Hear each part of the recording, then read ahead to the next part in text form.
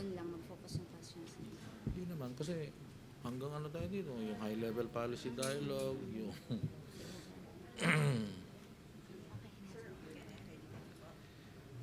Yep, so anong unang ano? Opening remarks lang, sir. I will just introduce you. Okay. Okay na. Hi, good morning to everyone. Thank you for coming.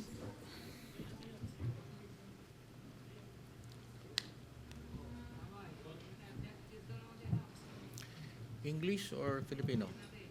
Pwede, sir. Local tayo. Good morning to everyone. Thank you for coming to this press briefing. We are all here to listen to the discussions of DA Undersecretary Segfredo Fred Serrano of the Department of Agriculture Policy and Planning. So before we start our formal discussions, may we request our Undersecretary for his opening remarks. Usec Fred. Good morning. Magandang umaga po sa inyo lahat. As you know, the Department of Agriculture is the main host and participant on behalf of the government of the Philippines dito sa Agriculture Week. No? We have started with a series of working group and policy dialogue meetings. And all of these are going to culminate in a high-level policy dialogue on food security and the blue economy.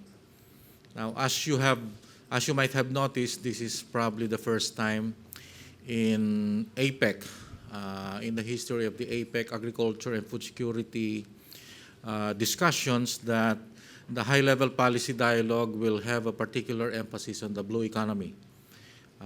For the Philippines, that includes, of course, the particular emphasis will be on fisheries and our marine resources. So this high-level policy dialogue is also in conjunction with our partners in the Department of Environment and Natural Resources and other agencies of government that are concerned with food security.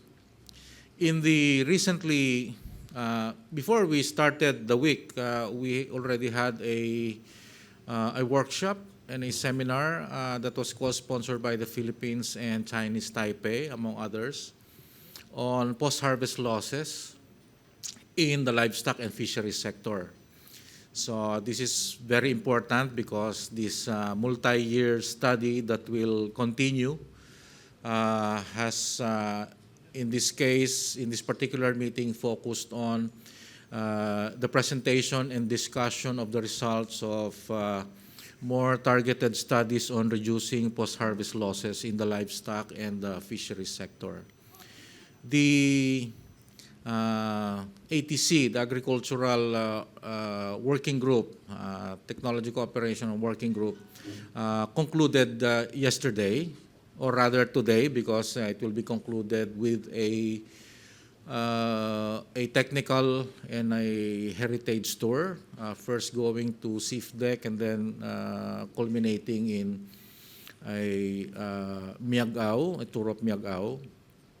But our discussions yesterday centered on how we could further move forward on agricultural and technology cooperation in the field of agriculture and rural development. And much emphasis, for example, has centered on the challenge of surmounting the challenge of climate change for agriculture. As you know, the APEC, the Asia-Pacific region, is also the place where you have the Pacific, which is the biggest ocean. And it cannot be avoided that certain experiences on our cyclical bouts with El Nino and La Nina, as well as its impacts on agriculture. Of course, other areas of concern would be food safety, as well as improving the productivity of agriculture. The Philippines also reported its recent activity on developing a research and development and extension agenda that will tackle climate change adaptation and mitigation. That might be a network or a joint undertaking by organizations among the economies in the APEC region. Likewise, before the commencement or the start of the high-level policy dialogue, there will be, starting tomorrow, a high-level policy dialogue on agricultural biotechnology. And this is where we will discuss not only the experiences of the APEC economies on agricultural biotechnology, but as well as emerging trends.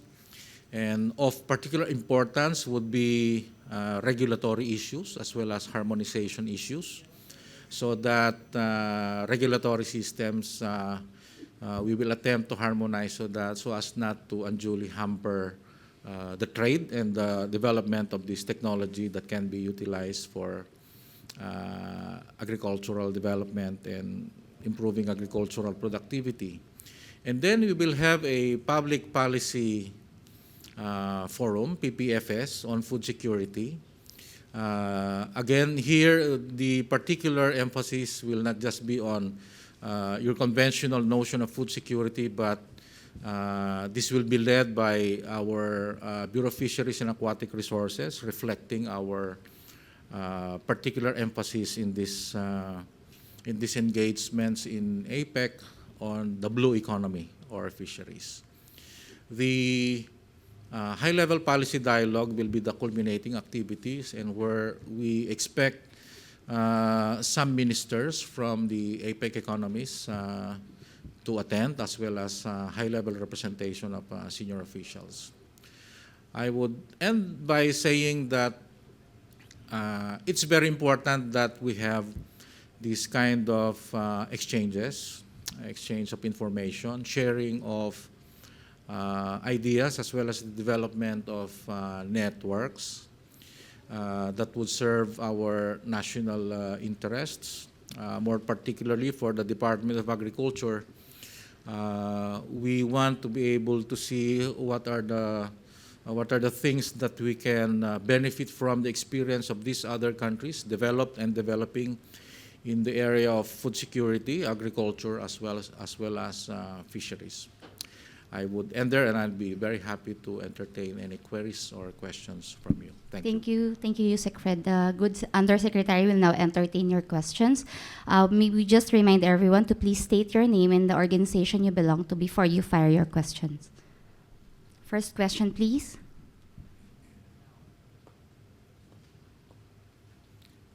Okay. Questions? Yes, sir.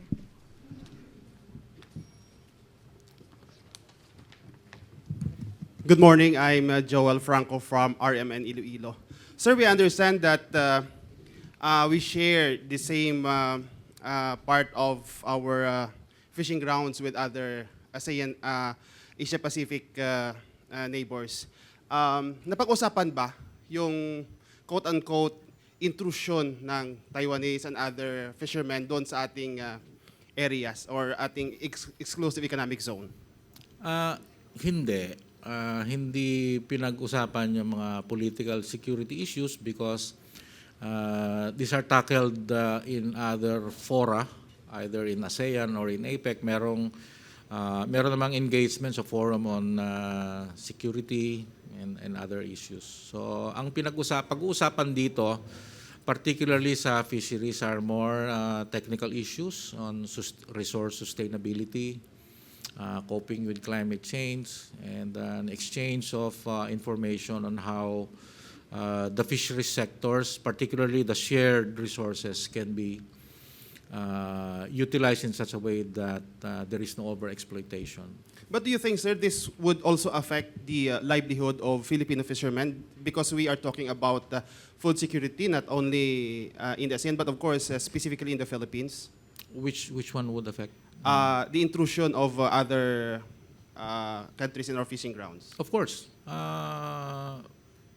that is going to be, that will have an impact. But however, that, as I've said, that has not been a topic of discussion.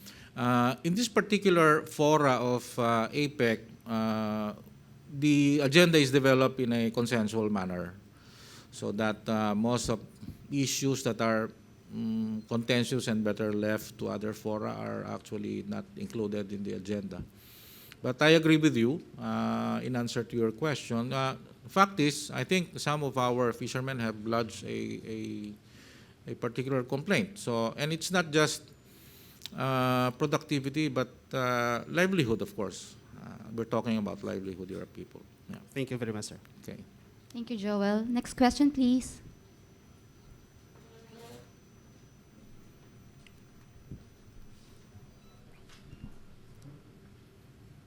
Next question. Yes, ma'am.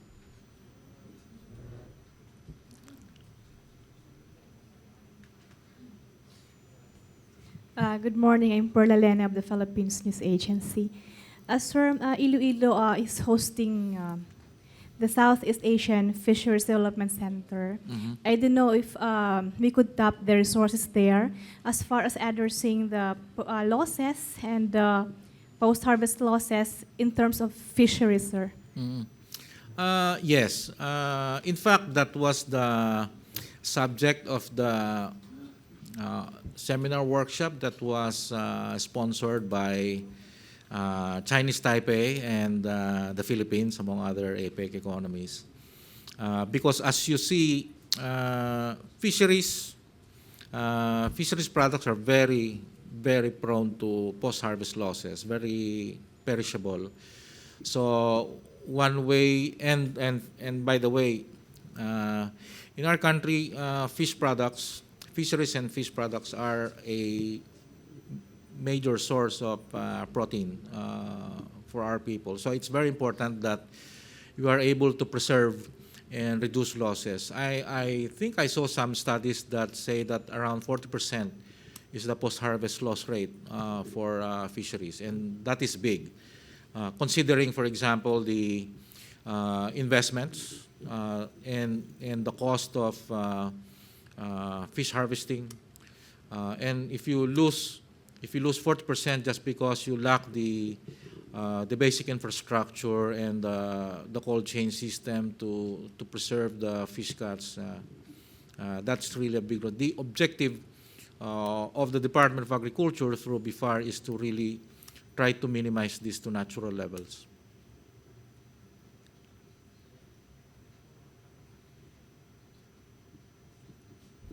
Are there any follow-up questions? Ms. Perla? Is it okay? Thank you, ma'am. Next. Sir, good morning. Angelo Samonte from the Presidential News Desk. Sir, are you discussing grain production in your future discussions because Which of one? Grain. grain, palay, and corn? Because there's a concern about the declining production. Yeah. In fact, one of our important guest resource persons yesterday was Dr. Bruce Tolentino of the International Rice Research Institute. As you know, ladies and gentlemen, the Philippines hosts IRI in Los Baños, proximal to the University of the Philippines at Los Baños, and where he presented recent trends, not only in rice technology, but also the current trends in rice trade, as well as in the worldwide trends in rice production, as well as losses in rice. Yes, as you know, from the very start, staple commodities, particularly rice, which is the dominant staple commodity here even in the APEC region, but principally Asia. I think 90% of the production and consumption of rice worldwide is here in Asia, has been the dominant theme. So the last APEC meetings on agriculture particularly centered on food safety, food quality, as well as reducing losses in staple foods such as rice.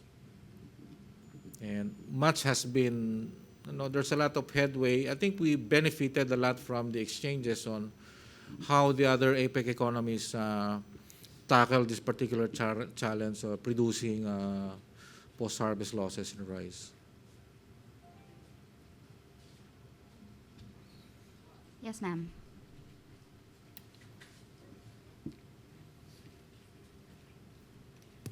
Good morning, Usec. I am Lilibeth French from PIA. Sir, have you also discussed the role of women in achieving food security, since they are also responsible in feeding their families and they are also helping in food production? Uh, Gender issues have always been an integral part of our discussions. It is not something that you take up in a, in a super special way. But of course, we respect the gender policies of member economies. But insofar as the Philippine participation is concerned in these meetings, we have always been proud of our adherence to our gender development laws and programs. So, ang mga programa ng gobyerno naka-incorporate kasi talaga dapat yung even in our presentations.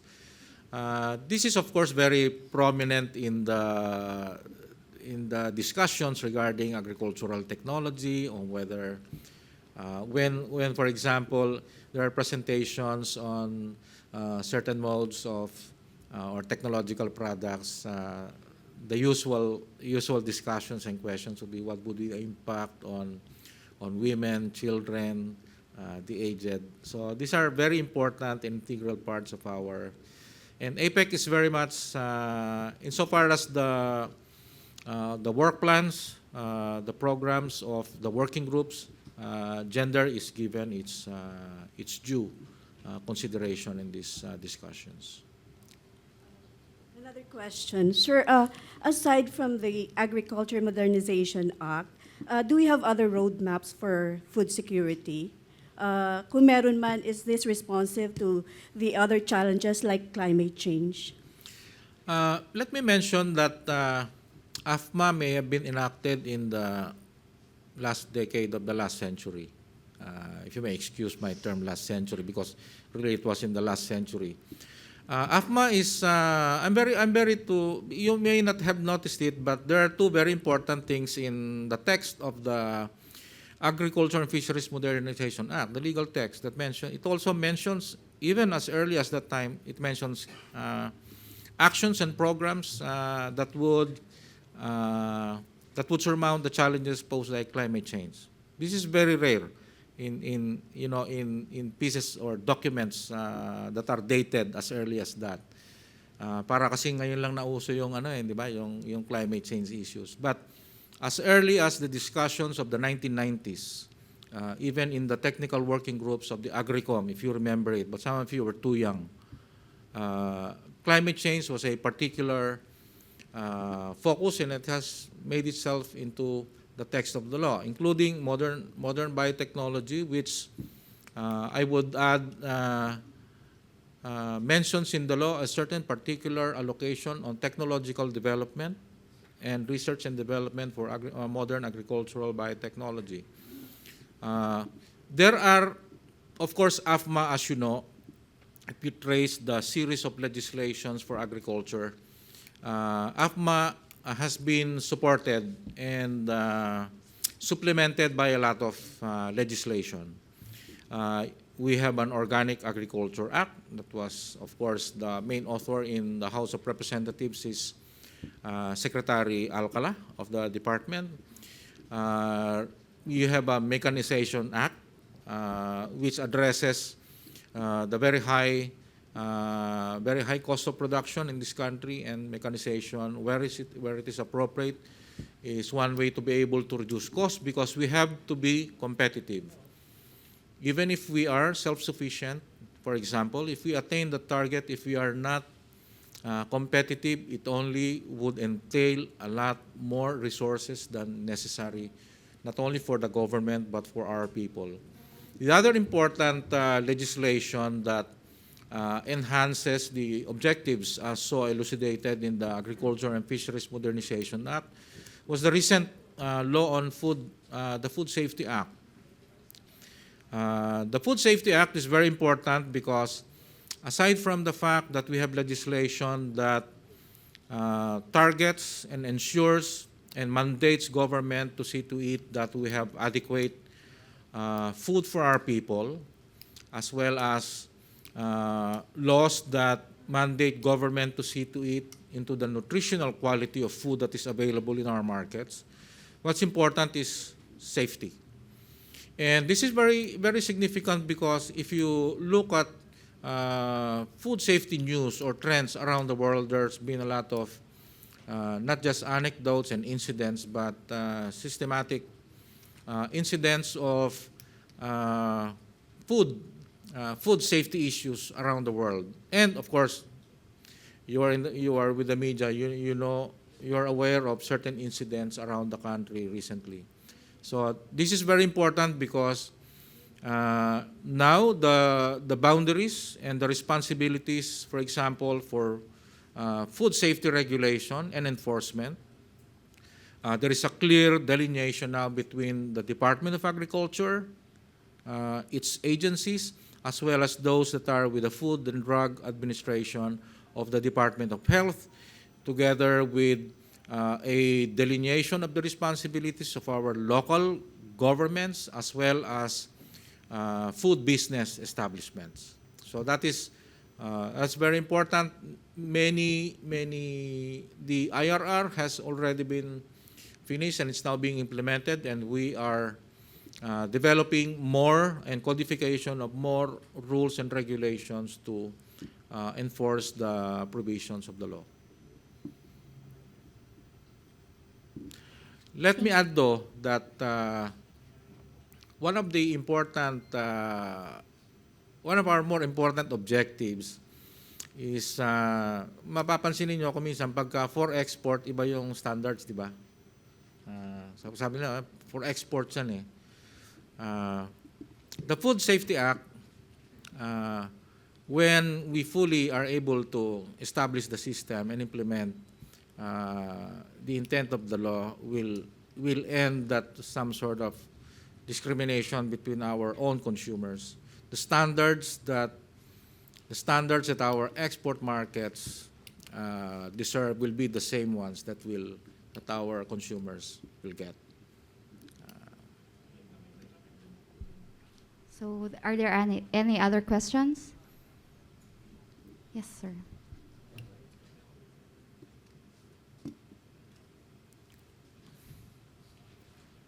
Good morning, sir. Leonard from PIA.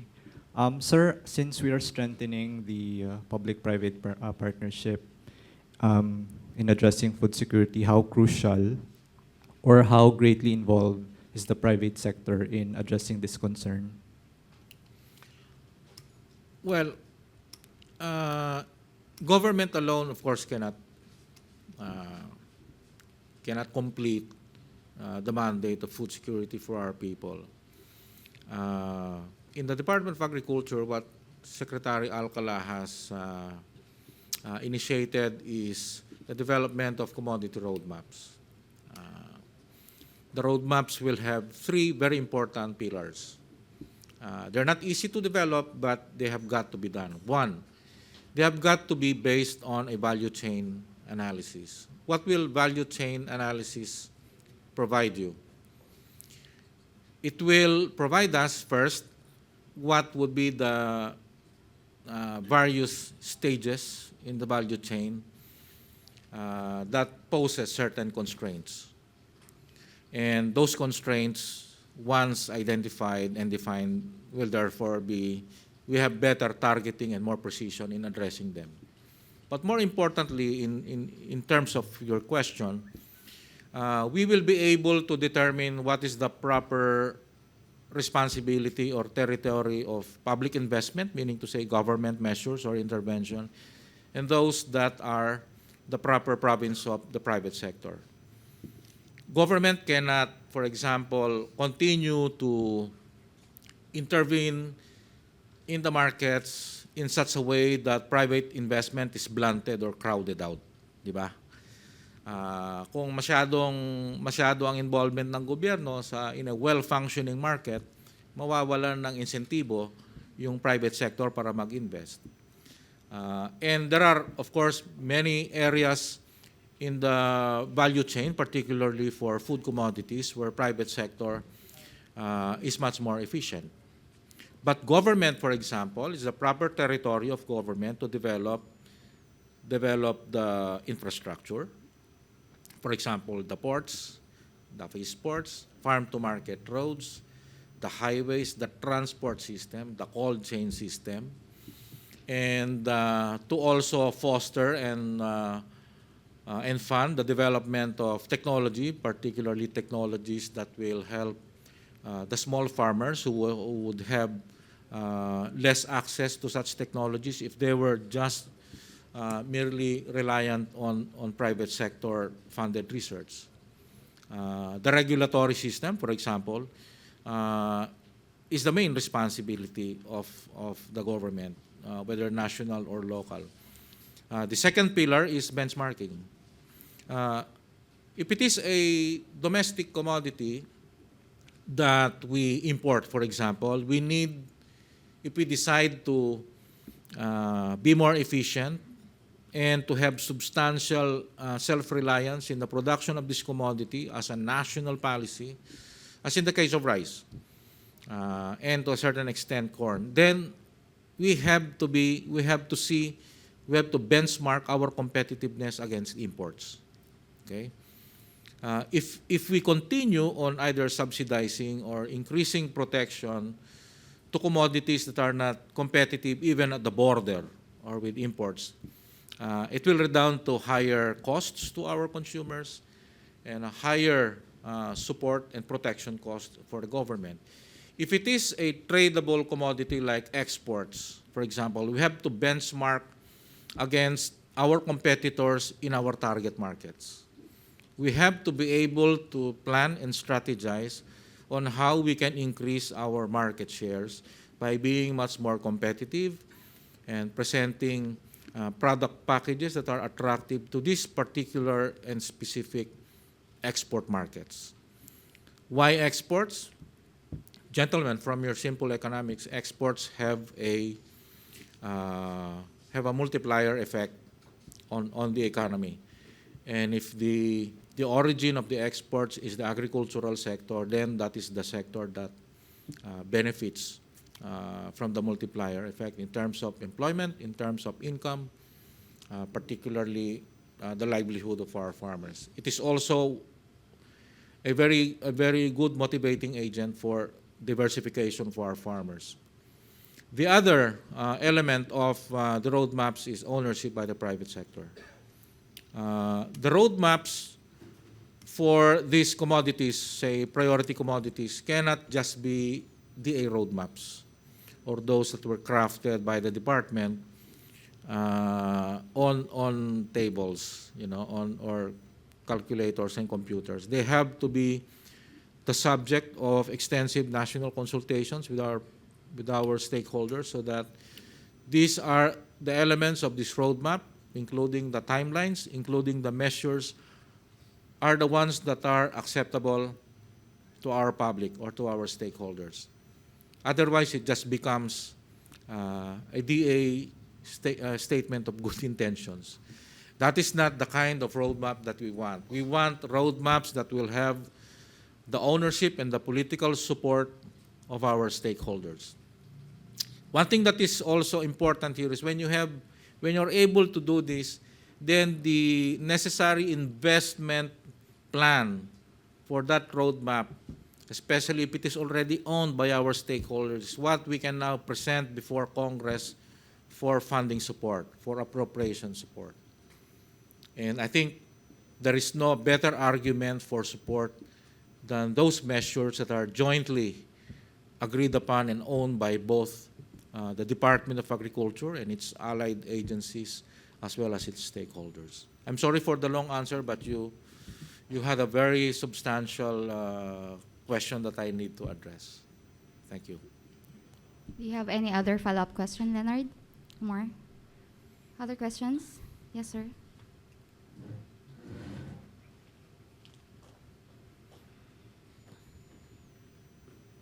Good morning, sir. I'm Christian Losada from Bomboradio, Philippines. Sir, being the Undersecretary of the Department of Agriculture, how positive are you that the farmer in all areas in the country will be accommodated when it comes to programs implemented by the government to achieve food security. What measures the government will implement to make this program successful? Okay. We want, you know, the overall objective of government is inclusivity, and it's always been a challenge to be able to cover everybody. I think this term by Secretary Alcala was significant in one way. Remember, the local government code of the Philippines has substantially reduced our coverage to the regional offices. We don't have offices in the provinces. We don't have offices in the municipalities as before. So that forces us to be able to take the leadership role, but also in coordination with the local governments. So the important things that we have instituted is closer coordination with the LGUs. The only way you can cover the stakeholders, particularly the small farmers, is not only coordination and very close consultations on the programs with the LGUs, but also with our partner line departments, like the Department of Environment and Natural Resources. But also in terms of the small farmers, those that are covered by the Agrarian Reform Program through the Department of Agrarian Reform. Example, in sugar, you will note that the sugar industry which is very significant in Panay and Negros and many other parts of the country, that industry has turned over its head. It used to be you have plenty of big farms, but now I think we have something like 75% of our sugar farms are small. Most of these are agrarian reform beneficiaries. So how do you cover that? The modalities that we have worked out with the sugar sector through the Sugar Regulatory Agency and the Department of Agrarian Reform is the organization of the small into what we call black farms. So far, this coverage has been limited, but pretty much encouraging in terms of performance and indicators of success, and we intend to support this all over the country. Now, coverage, for example, is a challenge also to cover a lot of the, as you know, the coverage for agriculture and the mandate of the department is not just farmers. You have landless workers as well in the farm. So you have issues like when you mechanize, you have issues like displacement. You have small farms that are in the hinterlands that need to be reached. So thus the necessity to be able to converge and coordinate with all government agencies, particularly those government agencies with reach up to the local government levels. Let me also add, you may not have noticed it, in 2010, the budget of the Department of Agriculture was something like 20 billion. And in the past few years, from 2011, 2012 up to now, you've seen a radical progression in terms of the budgetary support from Congress. And of course, as sponsored by the President and the Department of Budget and Management. This substantial increase in resources has enabled us to reach more of our constituents. But as, of course, our farmers groups who are very active in advocating for more resources say, we need much more. And this is so true in those areas that we still intend to cover. Sir, in addition, sir, 5 years from now, can the Department of Agriculture increase its sales in the international market, knowing that we have a lot of big-time competitors from other countries? So what's the question? So the question is, how can the Department of Agriculture achieve its sales, big sales, in the international market involving small farmers, knowing that there are a lot of big-time competitors in the international market with of course, good products. Yeah, of course, we have products from the Philippines that are winners, traditional winners. So you have coconut, you have pineapples, you have bananas, you have mangoes, and so many others. In coconut, we still have to develop more than the traditional coconut products. We are the #1 coconut country in the world. We're the #1 coconut exporter. But if you look at the developments now, we are exporting and developing the cocoa water industry, cocoa cuarzo. There's a whole lot of even the oleochemical industry based on coconut. So these are the products that in the very near future would be what we would roll out and where we can actually blast the competition. The same is true for the other sectors. We need to be able to improve our competitiveness. Of course, many of you complain about packaging issues. So these are the things that we are beginning to address, as well as the development of new and novel products. No? Importante yung pag nakikipagkumpi ka. But at the same time, please remember, the Philippines is a big market of 100 million people.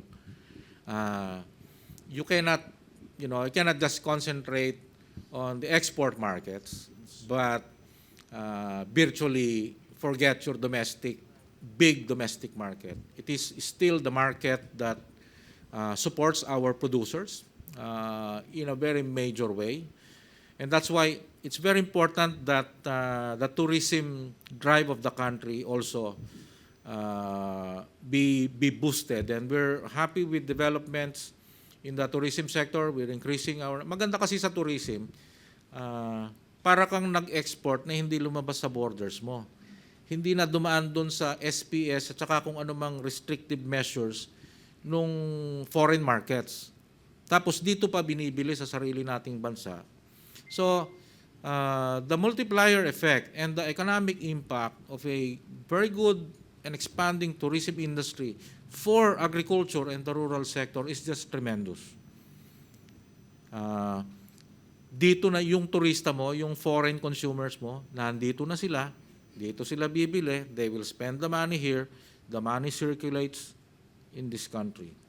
And it creates a lot more employment. So these are the things that you probably will not be able to see the impacts of these new developments and these new initiatives in the current administration, but these are the things that will become very apparent and emergent in the next. Yes, additional question, sir. We have a lot of claims received in our station regarding this food security and blue economy related meeting, sir. How can we correct our, of course, our leftists who are claiming about this food security meeting, which they think, of course, just involved a big-time businessman, and for government consumption only, sir? Well, the overriding theme, at least for this Agri-Week and the meetings that the Department of Agriculture and the local government of Iloilo host, the overriding theme here would be our small farmers. There may be impressions that it's big business or things like that, but if you look at the agenda for discussions, it's not helping those big businessmen who can already fend for themselves. It is how we can be more inclusive in terms of technological progress that will make small farmers or even the small. In fact, the theme that the government, our government has introduced into this discussion is that hindi lang SMEs. Kasama yung M, micro, small, medium. No? Ang ano nga niya, miss me. Because we have missed the small. Pagka SMEs lang ang focus mo, hindi kasama yung backyard, yung mga talagang maliit. So dito, ang focus ng discussion na gusto nating maging mga beneficiaryo nito mga exchanges na to o anuman yung impormasyon o techniques o kung anuman ang makuha natin dito sa mga usapin na to ay those beneficiaries will be the micro. Kasi ang dominant ano natin, especially in the rural sector, will be the micro. No? How do you inject viability as entrepreneurs for micro enterprises? That's the overriding thing. I think if only for that, and as a particular focus of discussions and particular targeted beneficiary of our exchanges, and our objective in hosting these meetings here in Iloilo, I think it's already a win-win for us. Yes, sir.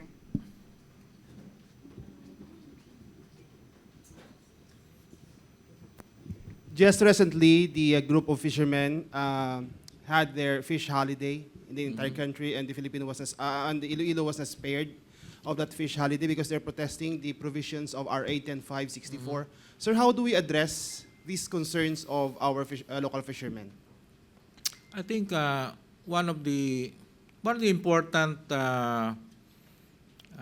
one of the I think significant elements in the amendments of the Fisheries Code. Of course, there will be further amendments down the line. It's such a comprehensive piece of legislation. Is we need to be able to combat illegal, unreported, and unregulated fishing. It's not just because it brands us as unsavory sources of fish products in the export markets. Kasi maraming mga markets ang nagsasara doon sa mga fisheries products na hindi mo matrace ang origin kung yan ay poached from other territories or harvested through illegal means by international conventions.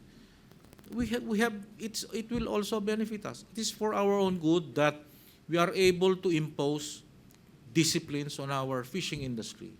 Whether we like it or not, ladies and gentlemen, the fisheries sector will become increasingly the dominant sector in our economy. We just had jurisdiction over the Benham Rice, a rich fishing ground in the West Pacific. So, pag hindi tayo nakapag-impose ng sarili nating disciplines on our own industries, hindi natin mamamanage yan. We need to be able to monitor all vessels, particularly the commercial ones. Unang-una na dapat hindi sila nag-i-intrude doon sa teritoryo ng mga municipal fishermen natin. Otherwise, magkakaroon ka ng masyadong malaking fishing effort affecting the sustainability of these resources for the small. Yung kanilang pangingisda kung saan, kailangan namomonitor din natin. We also need to monitor other vessels from other countries who might be exploiting our resources in a way that is not legitimate. So, but we have to have the legal framework to be able to do this. Of course, it will. The complaint is that it will entail more cost because you have to install monitoring equipment and facilities. But this is what needs to be done. Hindi naman. I mean, kung ikaw ang director ng BIFAR, hindi ka naman kamag-anak ng Diyos para makita mo lahat eh, di ba? So, now, we have the system to, in real time, to see where this particular vessel is fishing, what it's doing, and we have instituted the certification methods. Kung bibili ka ng isda galing sa Pilipinas, matitrace mo kung saan, di ba? Yun naman talaga ang, we respect the rights of certain stakeholders in the fishing industry for expressing their views on this. And there is a legitimate forum to do all of this. When this comes over in the oversight hearings of Congress, kasi lahat naman ng batas natin, minomonitor naman ng Kongreso yan. Magkakaroon ng oversight hearings, magpapatawag yung Committee on Fisheries. Dito pwedeng pag-usapan yan. Sir, napirmahan na ba yung IRR, and when is the full implementation of this amendment? Thank you. Okay. Although my information is that the IRR, in terms of its final draft, has been finished by BIFAR. Napirma na. It was already signed by Well, kasi the last time na is BIFAR is trying to get an appointment for the secretary to sign it. Now I'm informed that it has already been signed. Once it is signed, you have a publication period, I think, of about 15 days. Then the provisions of the implementing rules and regulations become effective. Okay lang. Some more questions from the room. Yes, Angelo. Sir, about the roadmap that you mentioned, do you have a target when to complete this roadmap? Actually, the Secretary of Agriculture has given us a deadline about 2 years ago. But you do something as exhaustive as this, and something that is much more realistic than your usual roadmap that are just, as I've said kanina, profiles or very nice and eloquent statement of intentions. You run into a lot of problems that you need to surmount, like data. Marami tayong elements ng food chain, ng value chain na akala natin may data tayo, pero pag nag-disaggregate ka, kahit yung sa rice lang, yung mga because one thing, the nice feature about these things, even though they're difficult, and by the way, we've been deadlined again end of this year. Okay? Halimbawa, yung commodity corridors mo importante. Hindi ka magkakaroon ng national average. Ito nga yung parati ko sinasabi sa mga gumagawa ng roadmaps.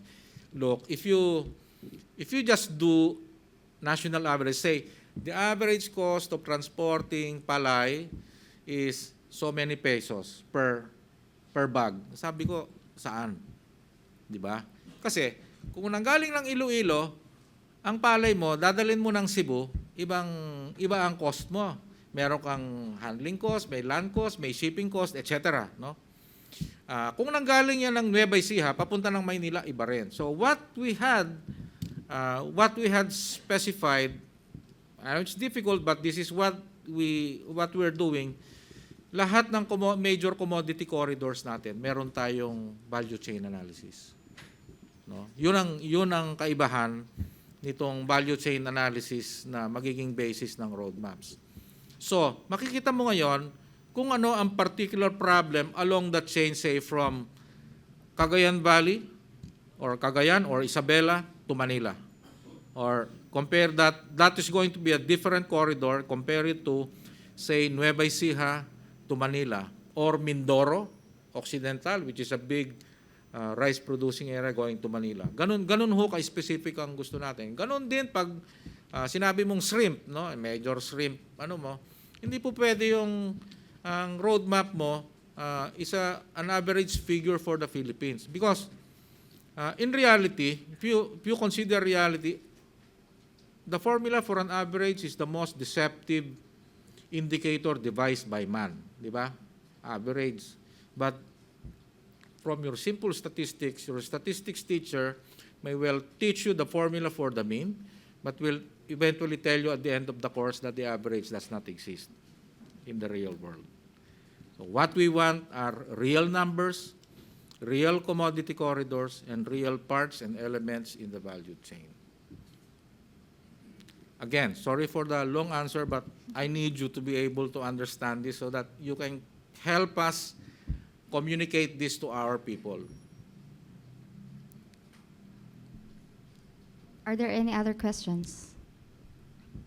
Dala sila sa mga mahabang sagot eh. Ganun lang pala Yes, kayo. sir.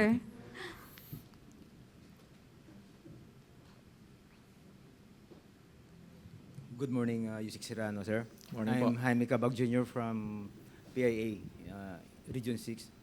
Sir, just like in the previous meetings and related events that were hosted by Iloilo last week, Trade. on DRR and Miss, are you going also to come out with a statement of policies or a framework or a set of initiatives that would reflect the common sentiments, aspirations, and hopes of member economies, no, regarding the blue economy and fisheries, which is the theme of this series of meetings And of course, sir, that would sum up probably what you will be doing Yeah. in the next days. Okay. Early on, when we took on the hosting responsibilities for the APEC Agriculture Food Week, we looked into the history of the documentation. Ang problema dyan, dami puro mga declaration, Niigata Declaration, Kasan Declaration, Beijing Declaration, merong roadmap na, as I said, di ba, I should not probably say it in comparison to our roadmap, but it's a jumble of a lot of very nice declarations, very nice words. We're not doing that. What we're angling for is joint and collaborative action, the possible and the feasible collaborative action by APEC economies on certain issues that they share together. So for the PPFS, for example, the public partnership on food security, the policy partnership on food security, I mean, it will come up with a plan of action, no? Siguro in concession to the diplomatic nature, magkakaroon ng declaration pero napakaisi that will refer to a plan of action. In short, what we want, what we should achieve in this segment of the APEC meetings is APEC economies doing something that they feel they share together. So medyo action-oriented tayo. Kasi of course maganda yung magkaroon ng Iloilo Declaration or Iloilo something like that. But we'd rather that our colleagues in APEC, including the participating APEC economies, would remember Iloilo as the benchmark with which they did something about all of those nice words that were stated in all of those very nice declarations. I hope you agree with me. Okay, thank you. Are there any other questions from the back of the room? Wala na po. Sir. Okay? Okay. So, If there are no other questions, this will be the end of our press briefing. We would like to thank our Undersecretary Fred Serrano for his time and candor. akala ko kasi pako-closing statement Ay, ko pa. yes, sir. Do you want to deliver a closing statement? Okay. Well, let me take this opportunity to, well, of course, to thank all of you and your very nice questions that forced me to make very long answers. But one of the things that, for example, as a senior official participating in these meetings that we would like to emphasize is that the Philippines is in a unique position. Sometimes it is the envy, sometimes it is quite a quandary. I've always told our foreign delegates that the Philippines, in terms of geography, aside from being archipelagic, is the buckle of the Typhoon Belt and the jewel in the ring of fire. Of course, Chile might wish to dispute that, but that only puts us into a definition of the three basic challenges that we face as a country today. One is the never-ending quest for food security. Not only food security, but maintaining food security.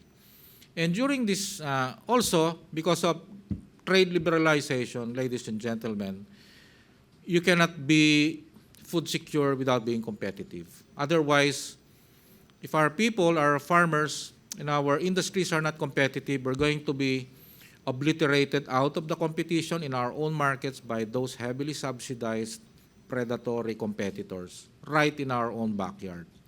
So it's very urgent that technology is an important element in making us competitive. Now, the third one is a game changer, climate change. Hindi naman natin kasalanan yan eh, pero it changes everything. Now, we can no longer consider projects, including infrastructure, that are just based on business as usual assumptions. They have to consider, especially long-term projects, they have to consider the biophysical environment that they will face once they get online. Example, meron kang kalsada, pero kung katulad lang ng mga sinauna na all-weather farm-to-market roads, alam nyo ba yung all-weather na farm-to-market roads? Ito yung gas-gas lang, nalalagyan ng graba. It will disappear in all kinds of weather within the year. And that's billions and billions of taxpayers' money that gets wasted. And thankfully, we no longer have those all-weather roads because we had always wanted that the bias on infrastructure quality against the rural areas be addressed. Bakit sa mga syudad meron kayong mga skyway, meron kayong mga ganitong kalsada? Bakit sa kanayunan hindi po pwedeng mga ganitong klase ng kalsada kahit na makitid lang, di ba? So, thankfully, we have instituted those changes. Pag ikaw nag-develop ng variety, gumagasta ang research ng 5 milyon sa isang taon, pero hindi mo kinonsider yung environment. Pag na-develop na yung variety na yan, may climate change ka, iba na yung ambient temperature, iba na yung soil quality, iba na yung klase ng tubig, di yung ginastahan mo ng 7 taon, ng 5 milyon, bawat taon, 35 million, di wala na. Di ba? So, climate change is a game changer because in order for us to be able to confront it, not only do we need to have a common understanding as a people and as a government about climate change, we need to be able to change the way we behave as a people and as a government in trying to surmount the challenges posed by climate change. Ang sasabihin ko lang sa inyo, we cannot save the planet by planting trees all over the Philippines. Kahit tamnan mo ng sangkatutak na puno ang Pilipinas, ang kailangang magbago ay yung mga bansa na naging cause ng climate change. Yung mga nagbubuga ng greenhouse gases na yan. Silang dapat managot, silang dapat magbago. They have to change their profligate lifestyles. Tayo, ang priority natin, kasi hindi na natin ma-avoid yan, how do we adapt? Paano natin tuturuan at bibigyan ng kakayanan ang ating mga mamamayan, yung ating industriya, yung ating kanayunan para hindi masyadong maapektuhan at mabuhay ng matino, hindi ma-derail yung ating mga development targets kahit merong ganitong aberya. Yun ang challenge natin.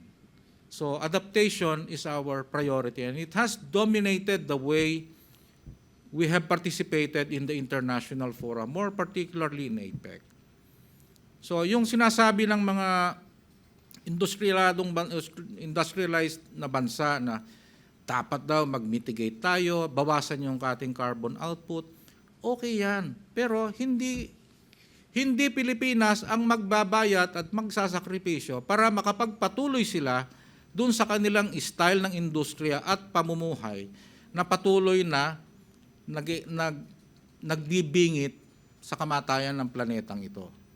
So, tayo, we need to adapt, so, in the department, the target is to really convert the budget into a complete adaptation budget for the rural sector.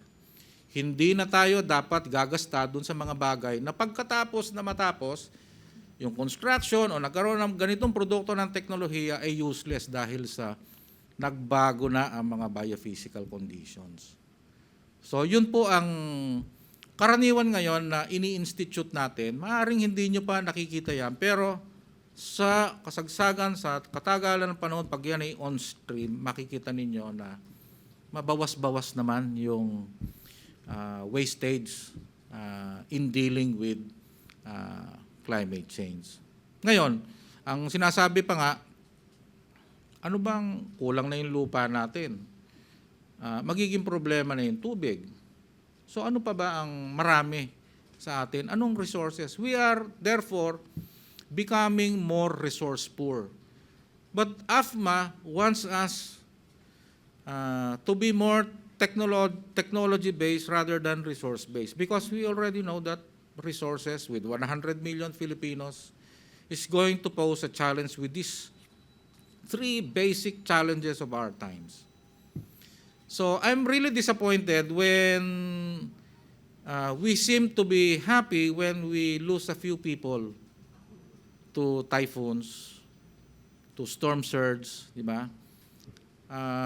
Kasi po, ang number one na limitless resource ng Pilipinas ay ang kanyang mamamayan, na kailangan nating kalingain, magandang edukasyon, magandang infrastructure, magandang mga polisiya at patakaran, at magandang capability building so they can survive all of these biophysical challenges.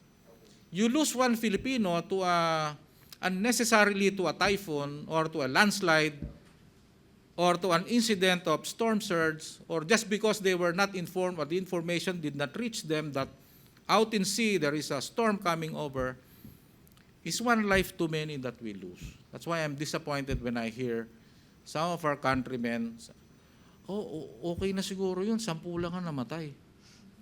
Tapos nung umaabot na sa 1,000 yung namamatay sa atin, hindi ba, swerte tayo? 200 lang ang namatay dito sa bagyo na to. For Diyos por santo naman, di ba?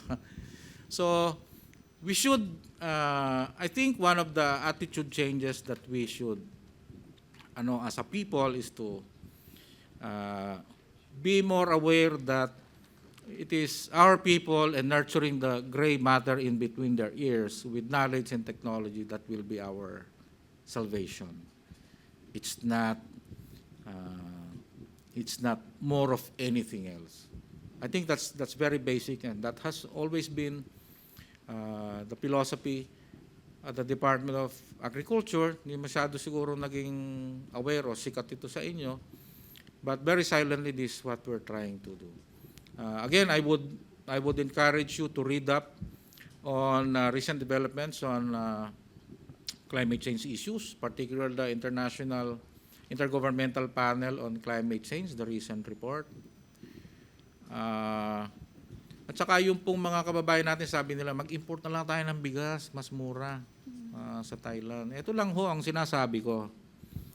Yung mga pinanggagalingan ng ini-import natin bigas, katulad ng Vietnam, Thailand, kahit na India o Myanmar, yan po ay very susceptible din sa climate change impacts. Paano ang mangyayari kung kahit na tayo ay naglulungalong sa dolyar o foreign exchange, tinamaan din sila ng extreme events o climate change impacts and they can no longer export to us? Anong gagawin ho natin?